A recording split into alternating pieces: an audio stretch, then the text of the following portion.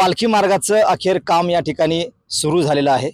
आपण बघू शकतो, यापूर्वी आपण TV9 ने या ठिकाणी बातमी दाखवली होती की जो बुलढाणा जिल्ह्यातून पालखी मार्ग जातोय त्या पालखी मार्गाची दुरवस्था कशी झाली ती आपण या ठिकाणी दाखवली होती।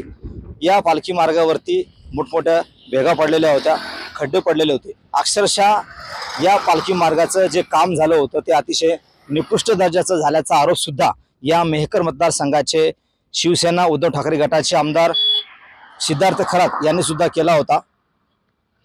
त्यानंतर MSRDC प्रशासन या ठिकाणी खळबळून जागं झालं आणि प्रशासनानं या ठिकाणी ठेकेदाराला सांगून या महामार्गाच्या दुरुस्तीचं काम या ठिकाणी सुरू केलेलं आहे। आपण जर पाहिलं तर गेल्या 3 ते 4 वर्षापूर्वी या बुलढाणा जिल्ह्यातून जवळपास 90 किलोमीटरचं हे काम झालेलं आहे सिमेंट रस्त्याचं। आणि या सिमेंट रस्त्याचं काम होताना हा जेव्हा रस्ता पूर्ण झाला त्या पूर्ण झाल्याच्या नंतर या रस्त्यावरची मोठमोठ्या भेगा पडलेल्या आहेत, खड्डे पडलेले आहेत आणि यामुळे अनेक वेळा या ठिकाणी अपघात झालेत। मोटरसायकल या रस्त्यावरून जात असताना अनेक वेळा या जे रस्त्यावरती भेगा पडलेल्या आहेत त्या भेगामध्ये या मोटरसायकलचं जे चाक आहे ते जाऊन बसतं, अशा प्रकारच्या मोठ्या भेगा या रस्त्यावरती पडल्या।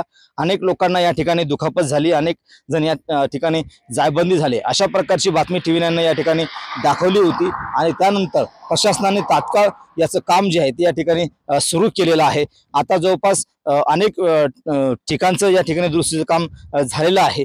अवघ्या काही दिवसामध्ये या रस्त्याचं जे दुरुस्तीचं काम आहे ते सुद्धा या ठिकाणी पूर्ण होणार आहे आणि हा जो रस्ता जो आहे तो वाहनधारकांना या ठिकाणी खुला करून देण्यात येणार आहे। कॅमेरामन निलेश देशमुखसह गणेश सोळंकी, TV9 मराठी, मेहकर, बुलढाणा।